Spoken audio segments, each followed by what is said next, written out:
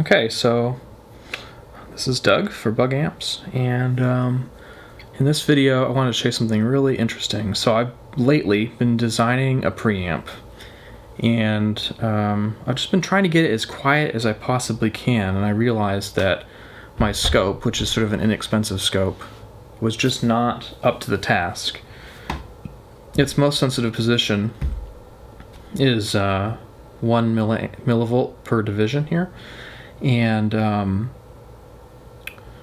so that's in the 1x mode, and so even that is sort of tricky to use on high voltage. And so if you want to find the ripple of your preamp circuit in the high voltage, it's very, very tricky to do it with a scope like this, but it's actually pretty easy to do it with a sound card. But I always felt pretty worried about using my sound card to probe high voltages, as you would expect. And so I thought, what if I could sort of use the scope probes with the sound card in a safe way? And so that's what I've come up with here. Now, big disclaimer, you know, high voltages are dangerous, high voltages can destroy your computer, etc., etc. But to me, it's worth it because I could get a really expensive scope that maybe go down into the microvolt range. But I already have that in the audio frequency range with a sound card. And so my sound card, I don't know if you can see it here, but I've labeled on the edge here. I've got it set up so that the input sensitivity is such. I've just turned the knob here. I gave it a signal with a signal gen. I confirmed the signal gen with my multimeter. So that 0.1 volt RMS was 80 dB.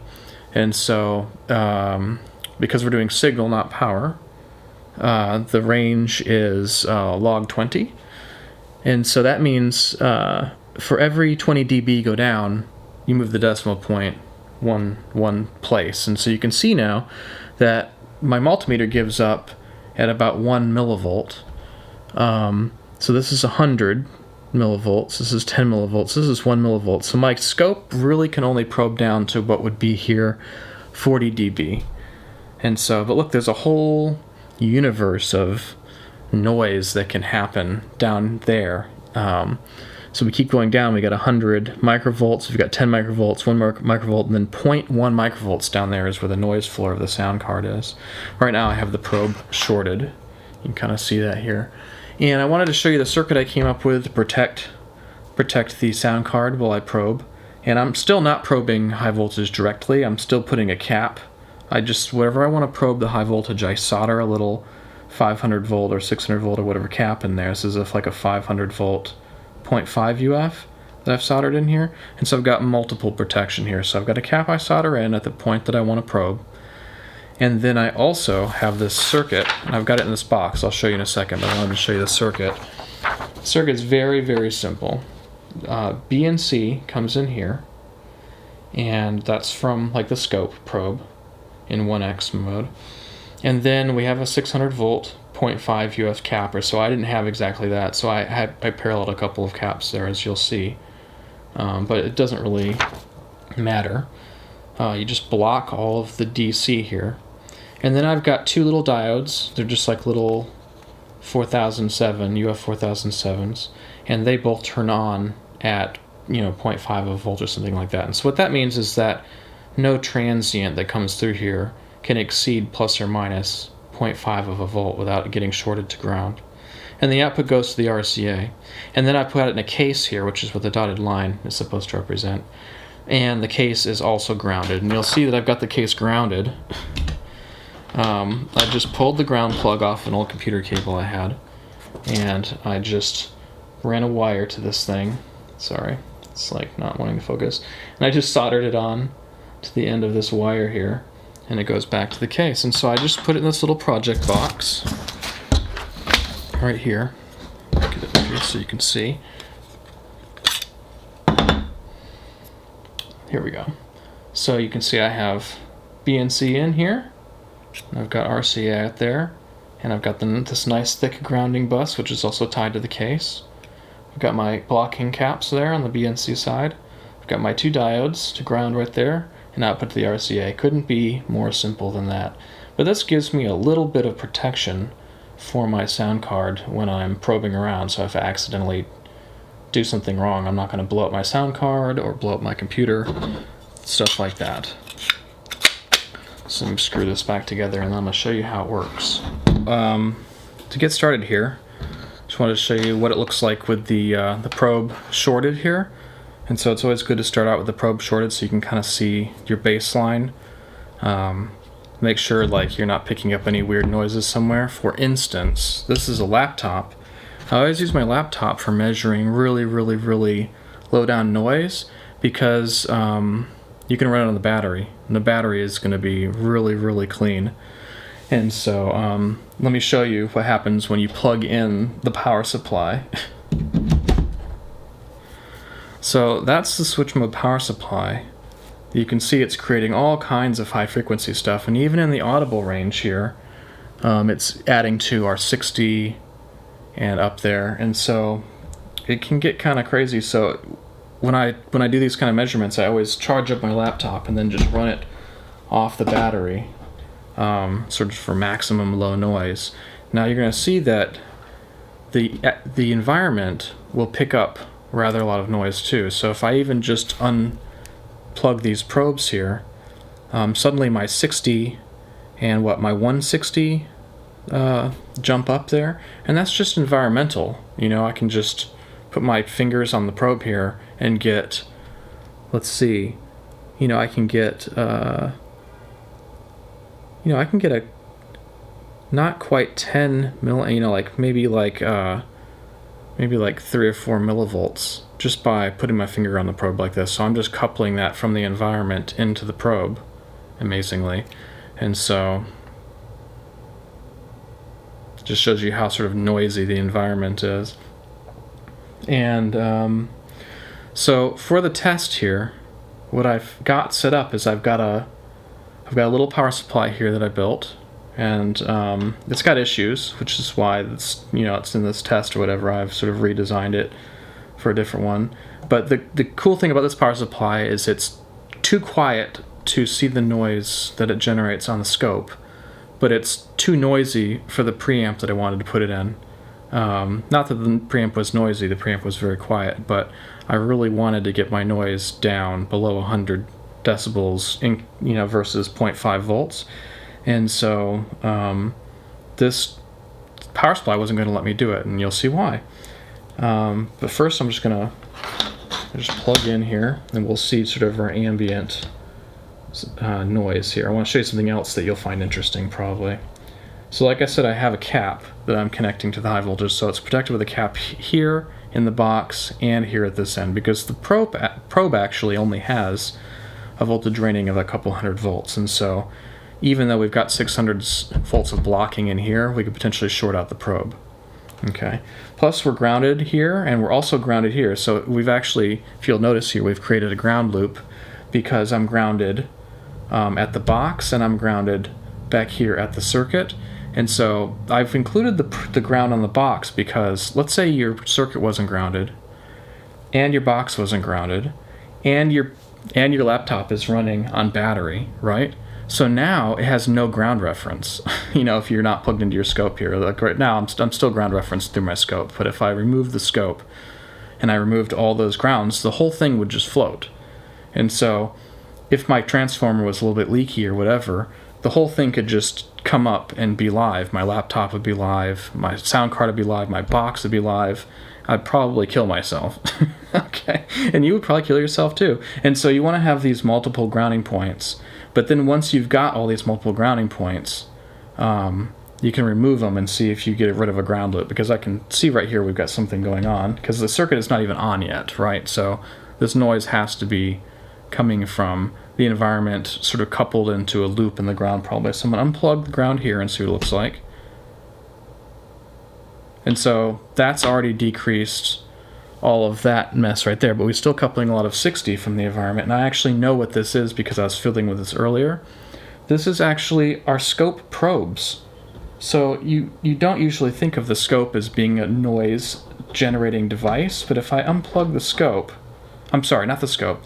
Yeah, well, the scope too, actually. But if I unplug the multimeter, see, this is all just unshielded cable here on the multimeter, and you'll notice the 60, dropped when I unplugged the multimeter. So if I plug it back in, 60 goes back up, and so I'm coupling in 60 here. Now another place that we can be coupling in, sometimes you just shift things around and the 60 will go up or down. Like the scope, for instance, maybe I unplug the scope and it might actually, let's see. It's amazing like what will affect the noise. So that didn't really affect our 100 and our 60 hertz there, so I'll plug that back in. That's our scope. Look at that. The other thing is it might actually be the coupling cap that I've got here, the DC blocking cap that I've got here. Because look, if I put my finger on the DC blocking cap, look what happens to the noise. That's just me. That's like the cap acting like a little antenna, and me sort of boosting it by putting my finger close to it. So if I, just for testing right now, if I take my sound card and plug it in on the other side of the cap, let's see what happens to the noise. Let's see, that looks about the same actually. Let me see. Is it about the same? Actually, it does reduce it slightly when I go on the other side of the cap there. And also you'll notice like you put your hand on top of the box or around the wires or whatever it is you do. You change the orientation of your sound card. Little things like that. Maybe I turn off my scope. That doesn't do anything. Anyway, try little things like that until you sort of get a handle on what your circuit is kind of doing. And so you can kind of discount the 60 on this because we know we've got 60 when the circuit is completely off, right? Anyway, this was really helping me track down noise on my preamp circuit, which I've been redesigning. In any case, I'm going to leave the multimeter plugged in because we need to see what voltage we're at initially here. But after we get a baseline for the voltage, then we can unplug the multimeter because it's actually a source of noise in this situation.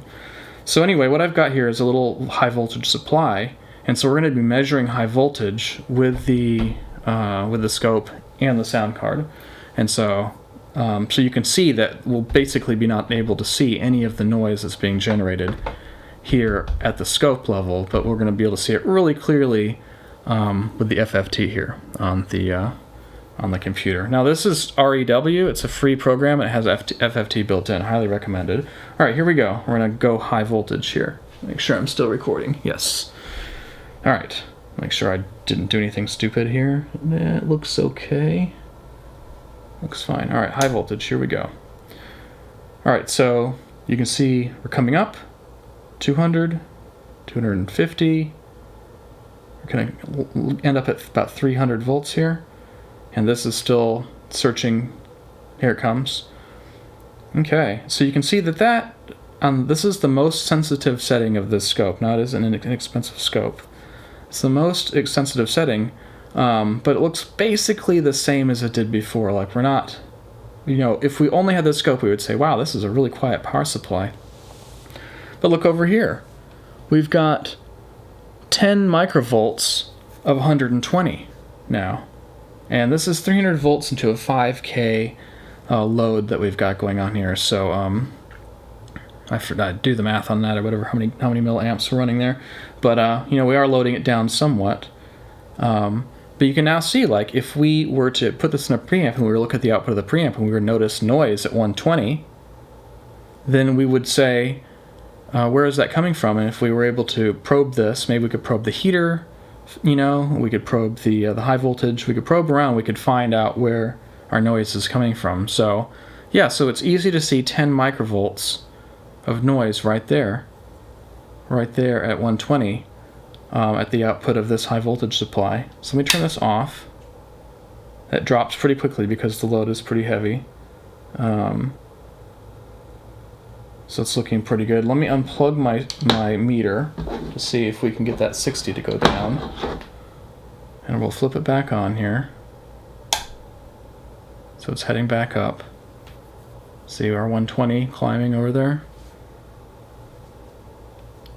Let's see now. When we unplugged our meter, the 120 went down as well a little bit, it looks like. Or wait, it's climbing back up now. Okay, so yeah, the 120 is a real thing. So 10 microvolts at 120 hertz is just the ripple out of this little power supply. And 10 microvolts might sound like nothing, but in a preamp circuit, like let's say you're doing a phono preamp, 10 microvolts could be, depending on the power supply ripple reduction ratio of your, plug in the other ground here to see what it would do. Depending on the ripple reduction of your ratio of your circuit, 10 microvolts might really screw up your signal to noise ratio at the output of your phono preamp or something like that. Cool. All right, so this is how I've been tracking down noise in my preamp build. I'm going to show you one more thing. I've got this bench power supply over here, and it's perfectly fine for running things like tube heaters and stuff like that. It's great for that sort of thing and just sort of basic circuits, but it's fairly noisy, but you wouldn't be able to tell just by looking at the scope that it's fairly noisy. But when you plug it into this, you can really see sort of the noise that it contributes to the circuit, so I'm going to get that set up. Alright, so now we've got this bench power supply. It's Raiden RD6006. Anyway, I've been really happy with it. I'm not trying to talk badly about the power supply. It's good. But it's cheap, and it's got like two switching. It's got a switch mode power supply, and then it's got a switching buck converter at the front end, and so it's just full of garbage, right? And so, like I said, it's perfectly fine for like running the heaters on test circuits and stuff like that. So you can see that I've got an EL34 here, and it's running 6.3 volts and 1.538 amps. And you can see that our noise over here is pretty nasty. Like,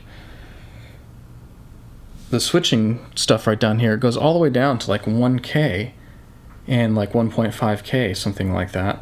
And it's all the way up there. It's above, it's below 10 millivolts. It's probably like 5 millivolts. 5 millivolts right in the middle of the audio range right there. It's not good. And then up here we've got some switching frequency up in the little bit below 30K. So they haven't put the switching frequency up that high, right? And so I also wanted to show you that's interesting because this thing has two switching power supplies in it. So you can turn the first one off. So first I'll turn the voltage off here, right? But you see, like, still there's a lot of mess there. And then I can turn the power off here. So the power goes off. That's the rest of the stuff. But look, we've still got that switching up there at the almost 30K. Now if I flip off the main power back here, so that is actually the main switching frequency from the power brick or whatever that I put in this, that, it's just like a computer switching power supply, right? A 60 volt, something 6 amp sort of thing. And so it's sort of interesting to see, like, this is, down to nothing. And so we know all that noise was purely product of these various sort of like dirty power supplies in this. Now, like I said, it all stayed well below 10 millivolts. So it's not a noisy supply per se, but like there's a whole world of noise, down below what you can measure with a cheap scope like this. And so if you build a little box like this, it's almost like taking the blindfold off for a lot of this noise that exists down. Now, I think if you're building power amps, probably this isn't going to help you very much. And I never used this kind of thing when I was building power amps. It's not a huge deal having a little bit of ripple in a power amp usually. But when I started getting into a preamp that I've been building recently, and what happened is I handed it off to Sean, and he analyzed all the noise with his super fancy noise analyzer stuff, and he was like telling me what the signal noise ratio was, and I was like, oh geez, I'm sure I could do better than that. But I felt like I was just fumbling around in the dark, making changes to the circuit, right? But then I got this setup going. I could literally probe around at different points in the circuit and see how much noise was exactly where, and sort of I could put in little decoupling caps and figure out sort of like where was the most effective place to decouple to get the noise down. And now that I've got this set up, I don't think I could live without it, particularly if I was doing something high gain, like a phono preamp, which I may do in the future. But yeah, tracking down, microvolt noise, you could have a really, really expensive scope, or you could have a computer with a sound card. And I have a computer with a sound card. Obviously, it's only for audio frequency. You might have all kinds of crazy junk up above audio frequency, which you would need a scope for. But if you're concerned primarily with the audio frequency range, and you want to track down microvolt noise, you really probably already have what you need. We've got a free program, we've got a random laptop, sound card, and a little box that I put together for not much money. So anyway, that's what I wanted to share with you today, and don't kill yourself and be careful and all that, but this is a way that you can measure noise really accurately and safely. All right.